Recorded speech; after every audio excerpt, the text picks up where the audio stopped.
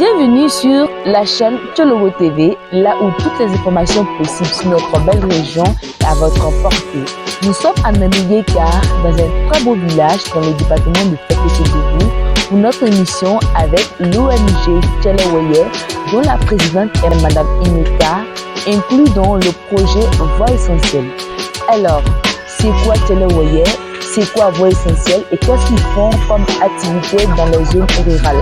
Dans cette émission, vous aurez toutes les réponses à vos questions. N'oubliez pas de vous abonner et surtout invitez vos amis à s'abonner, car avec le Tchologo TV, vous apprenez, vous découvrez. Merci et suivez l'émission.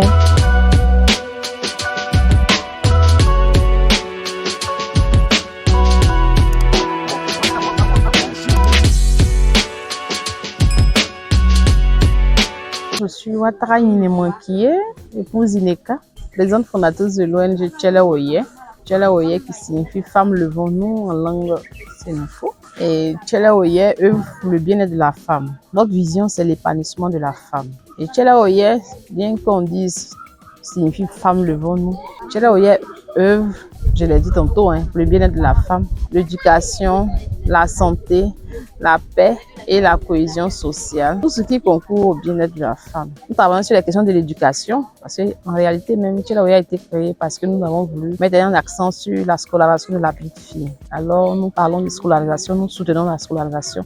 Nous faisons la lutte contre les violences basées sur le genre, par la sensibilisation, les formations. Et dans le cadre du projet Voix essentielle, nous travaillons au niveau de Fekete-Dougou, dans la région du Tchologo, bien sûr. Nous travaillons dans 3 sous-préfectures qui font le département de Fekete-Dougou.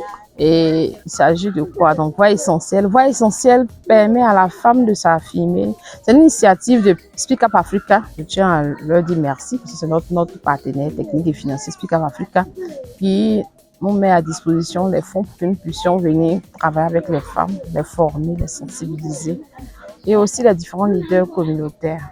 Nous ne pouvons pas travailler pour l'autonomisation de la femme sans associer l'homme ici, en pays sénoufo, dans la région, dans nos villages, dans les zones rurales. Il est bon d'associer les hommes. C'est pourquoi, avant l'entame de notre travail, nous voyons d'abord les leaders communautaires, les chefs de village, les chefs de campement.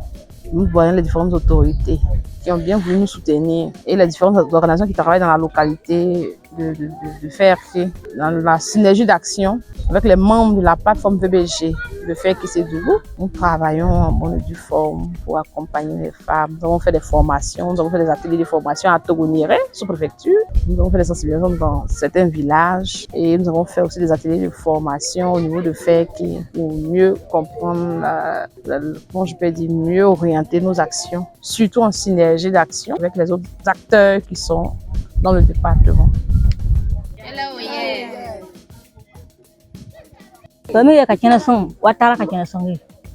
Je suis Ouattara Kachenesongi, la présidente des femmes de Namibia. Depuis l'arrivée de l'ONG Tchologo, nous avons été édifiés sur beaucoup de choses parce que dans notre association d'abord, il y a beaucoup de femmes qui n'ont pas été à l'école. Avec les formations que nous avons fait avec l'ONG Tchologo, nous avons compris beaucoup de choses. Nous nous mettons aujourd'hui ensemble pour travailler. Voilà. Et au niveau de ce que nous faisons comme activité, il y a le jardinage qu'on fait, voilà, les cultures maraîchères.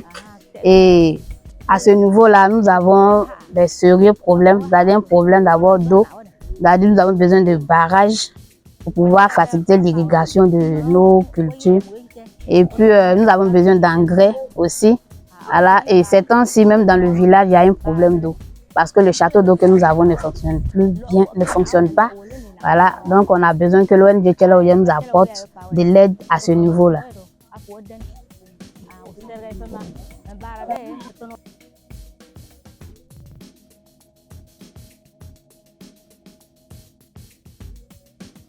D'accord. Alors, Tchologo, comme je l'ai dit, il signifie Femmes Levons-nous. Femmes Levons-nous pourquoi? Pour notre autonomisation. Autonomisation à plusieurs niveaux. L'éducation, la santé, la paix et la cohésion sociale, la lutte contre les violences basées sur le genre. Voilà un peu les domaines dans lesquels nous intervenons. Et notre siège, nous avons notre siège social au niveau d'Abidjan, le Pougon. Nous avons un bureau au niveau de Fek où nous travaillons beaucoup. Nous sommes très engagés dans la localité de Fek, ici, surtout dans les villages. Nous travaillons plus avec les groupements de femmes et qui, c'est vrai qu'elles sont organisées, mais beaucoup sont encore à l'étape informelle. Donc nous accompagnons à ce qu'elles puissent travailler ensemble, comment elles peuvent gérer leurs activités pour que ça puisse avoir de l'impact sur elles. Au-delà de cela, Tchela Oye, il faut dire à l'initiative, c'était pour la scolarisation de la petite fille. Parce que moi-même, je peux dire que je suis une survivante de violences basées sur le genre. Et quand j'ai eu la chance d'aller à l'école, j'ai décidé de me mettre à la disposition de ma communauté. Alors, travailler dans les communautés, travailler avec les femmes, travailler en zone rurale avec les leaders communautaires, ça nous a permis de bénéficier de l'appui financier et technique de Speak Up Africa, qui est une structure qui est basée au Sénégal, qui travaille sur une initiative, un projet qu'on appelle Voix essentielle. Alors, dans le cadre de Voix essentielle, que nous travaillons depuis peu dans la localité de Fekisi, dans le nord ici, dans la région du Tchologo et dans les sous-préfectures de Feke, Togoniri et puis Kumbala. Et les femmes sont organisées, nous avons aidé certaines à s'organiser, nous sommes en train de les accompagner pour qu'ils avoir la documentation qu'il faut et tout ça. Voilà. Pourquoi le Nord? Le Nord parce que, et comme je l'ai dit tantôt, nous travaillons en communauté. Je suis née dans le Nord et j'ai vu un peu la souffrance de nos femmes. Elles font beaucoup, elles travaillent beaucoup, elles sont très courageuses.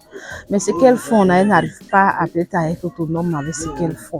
Parce que soit parce qu'elles sont mal organisées, soit parce qu'elles ne sont pas formées, soit parce que c'est la méconnaissance de certaines techniques, le manque de moyens et tout ça. Et donc, ça fait un bon moment que nous travaillons sur Abidjan, nous sommes très actifs à Abidjan sur les questions de paix et cohésion sociale, VBG et tout ça.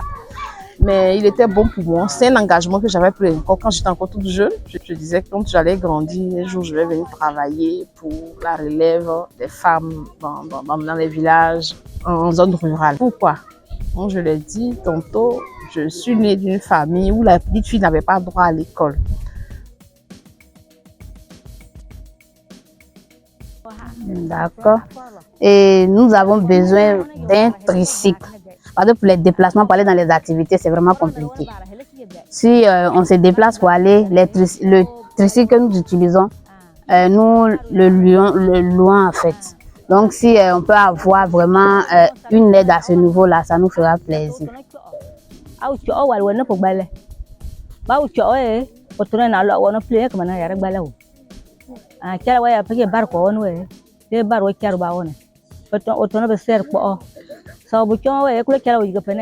Alors, elle dit aussi que depuis l'arrivée de l'ONG Tchela Oye, elles ont appris à travailler ensemble après les formations qu'elles ont suivies avec l'ONG Tchela Oye, qu'elles ont reçues. Voilà. Et qu'elles ont besoin elles ont besoin d'eau pour pouvoir faire leurs activités, c'est-à-dire les cultures maraîchères.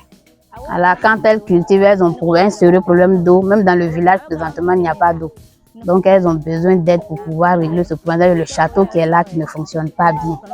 Et que si l'ONG Tchela Oye peut les aider à avoir vraiment de l'engrais, des semences pour pouvoir faciliter leur activité, ça leur fera plaisir.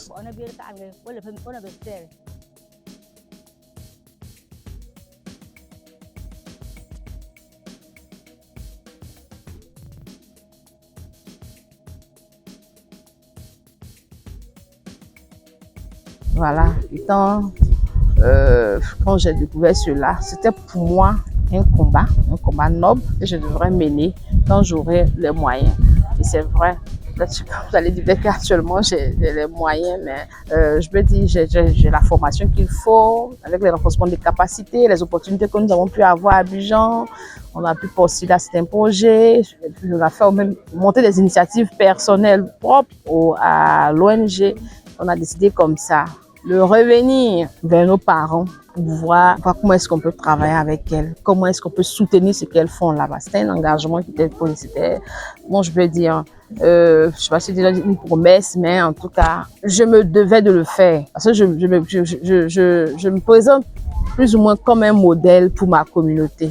Comprenez-vous, une fille, et je dis que je suis peut-être la première de ma famille, côté maternel, à être peut-être à scolariser, à atteindre le niveau que j'ai eu en accompagnant la petite. Je me suis moi-même promise d'être mentor de certaines filles que nous suivons. Nous avons 21 fillettes que nous suivons, par exemple, à l'école, pour dire aux parents pourquoi la petite fille doit aller à l'école, comment elle doit être suivie, comment est-ce que les parents doivent être impliqués dedans, comment est-ce qu'on doit l'éduquer à penser à ses droits aussi. Lui montrer tout ce qui rentre en ligne de compte avec son autonomisation. Et quand on parle d'autonomisation aussi, il faut dire que les violences basées sur le genre, ici, il y a un problème de dénonciation. Les parents ne dénoncent pas le fait de nos coutumes et autres. Il y a des faits peut-être souvent qu'on banalise. Les petites filles sont victimes de beaucoup de choses, mais c'est pas déclaré, c'est pas dénoncé parce qu'on ne sait pas. Donc, il était bon pour nous, il était opportun pour nous de venir sensibiliser. Et aussi, il est bon pour nous de venir faire des plaidoyers, puisque nous n'avons pas les grands moyens. Tchèlaoué n'a pas les moyens qu'il faut. Et à travers le projet Voix essentielle, ça nous permet de faire le plaidoyer auprès des autorités, aux personnes, ressources, aux institutions qui ont plus de moyens pour appuyer les actions que nous menons à compte-gouttes sur le terrain. Donc, il était opportun pour nous de venir parce que toutes les femmes, nous sommes femmes comme hommes, nous avons les mêmes droits. Donc, en termes de droits humains, ces femmes qui sont dans ces villages-là, elles ont aussi le droit à la connaissance, elles ont aussi le droit à la formation, elles ont aussi le droit de savoir ce qui est bien, ce qui n'est pas bien, ce qu'on leur fait. Elles ont aussi le droit de savoir qu'elles ont le droit de se faire protéger, de dénoncer à des moments donnés. Les autorités sont là, la police est là, la gendarmerie est là, le préfet des régions même est impliqué, les sous-préfets sont impliqués, toutes les autorités sont prêtes à accompagner nos actions. Donc, c'était une opportunité pour nous à saisir. Donc, voilà. Mon dernier mot, c'est dire que merci aux différents bailleurs qui nous permettent de venir travailler. Merci aux femmes, merci aux leaders communautaires. Il faut dire, au départ, il y a des leaders, des chefs de village qui étaient réticents à nos actions. Parce que le nom Tchèlaoué même, c'est une problématique. Le nom Tchèlaoué même était un défi. Il faut dire Tchèlaoué ici, le peuple Niarafolo, bien le peuple Palaka, Tchèlaoué, c'est les femmes le vont. Vous venez pour révéler nos femmes. Mais quand on explique pourquoi nous sommes là, c'est des échanges que nous faisons, des focus group, des entretiens individuels nous permettent de déceler les difficultés qui sont là et puis ensemble, comment orienter nos plaidoiries. Voilà un peu. Donc, je tiens à dire merci. Merci à toutes ces personnes qui ont bien voulu nous soutenir, à toutes les autorités, y compris du Tchologo, le département de Feki, la sous-préfecture de Koumala, Toroniré, Feki Sédougou, qui sont impliqués. Merci aux différents groupements des villages, Nambilgeka, Korokana, Tchekeleso, Kucho, comment je peux dire, Tchefla, Yiniavogo, Koumangbe. En tout cas, je tiens à leur dire vraiment merci. Et ensemble, nous pouvons aller loin, en synergie avec les autres acteurs sur le terrain. Je pense que nous pourrons mettre réellement fin aux violences basées sur le genre dans nos communautés. Et les violences basées sur le genre qui représentent une véritable entrave à l'autonomisation de la femme, en mettant l'accent sur l'élimination de ces violences-là. Ça pourra nous aider à réellement autonomiser les femmes. Comme c'est l'autonomisation, c'est un processus.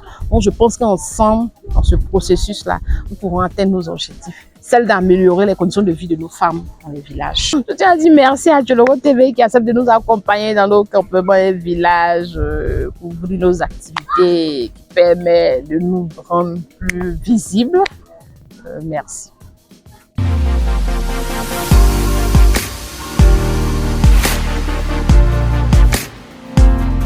Hello, yeah.